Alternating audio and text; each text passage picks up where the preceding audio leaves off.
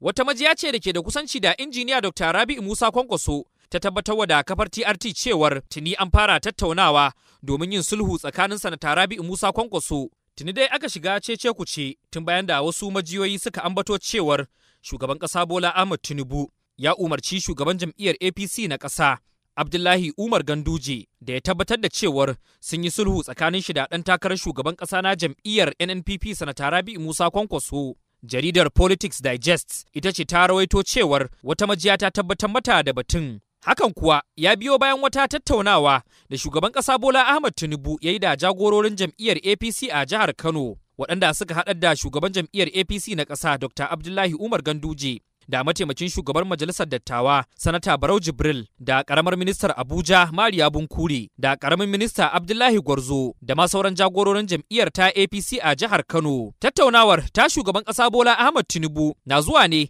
bayan da APC ta yi rashin nasara a gaban kotun kolin Najeriya biyu bayan hukunce-hukuncen kotu na farko na sauraron kararrakin zaɓe da kotun ɗaukar ƙara wadda ta baiwa jam'iyyar APC da ɗan takararta Nasir Yusuf Gawuna nasara a zaben 2023 da ya gabata.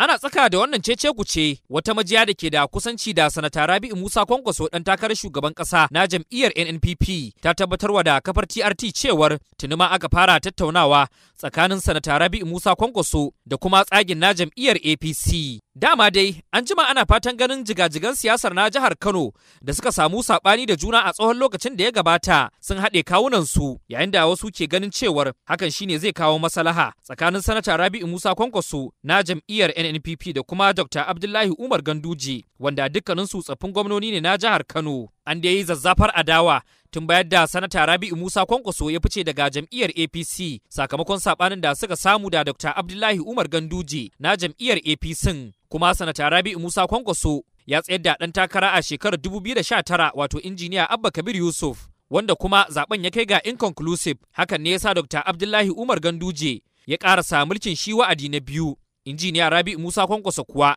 ya sake tsayar da injiniya Abba Kabir Yusuf a tutar jam'iyyar NNPP bayan ficewa daga jam'iyyar PDP da ya yi. Hakan kuma shine ya baiwa sanata Rabi'u Musa Kwankwaso da 'yan tawagarsa ta Kwankwasiya nasara a wannan zaɓe. To sai dai hantar cin galibin magoya bayan jam'iyyar ta NNPP ya kaɗa biyo bayan hukunce-hukuncen kotun sauraron ƙararrakin zaɓe da kuma kotun ɗaukaka ƙara kafin daga bisani kotun kolin Najeriya ta tabbatar da injiniya Abba Kabir Yusuf nasara. Dama dai an ta raɗe cewar samun nasarar jam'iyyar NNPP a gaban kotu na da alaƙa da wasu sharuɗa da aka sanya wa sanata Rabi'u Musa Kwankwaso, waɗanda a wasu tattaunawa da ya da manema labarai ya ce babu wasu sharuɗa da aka sanya masa, duk da dai ya yi togaciya da cewar dukkanin waɗanda suke son su haɗe jam'iyyar APC ko kuma PDP dama a buɗe take. A halin yanzu dai hankula sun karkata kan majiyoyin da za su tabbatar da yadda za a ci gaba da tattaunawar da kuma irin hanyoyin da za a bi wurin komawar tawagar Kwankwasiyar zuwa jam'iyyar APC. A wannan bangare ma dai tuni wasu majiyoyi suka fara bayyana cewar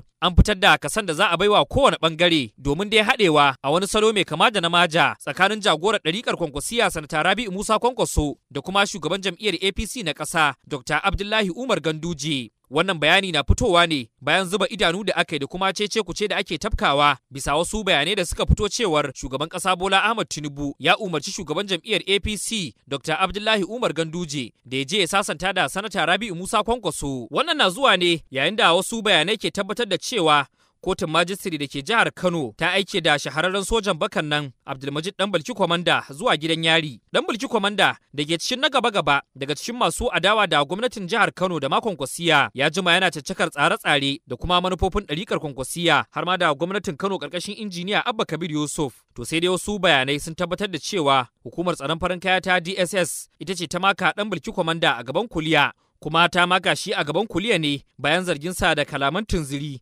dangane da abin da ya shafi masarautun jihar Kano. Wani bidiyo da ya karaɗe shafukan sada zumunta an jiyo Ɗanbalki Kwamanda na cin alwashi da kuma yin kalamai masu zafi dangane da batun da ya shafi masarautu. Idan ba a manta ba dai a wata tattaunawa da aka yi da Dr. Rabi'u Musa Kwankwaso an tambaye shi dangane da makomar masarautun Kano, wanda ya ce kawo wannan lokaci ba a tattauna da shi dangane da makomar tasu ba. To sai dai ya ce kuma za a duba abin da ya fi kamata ko dai barin masarautun ko kuma rushe su.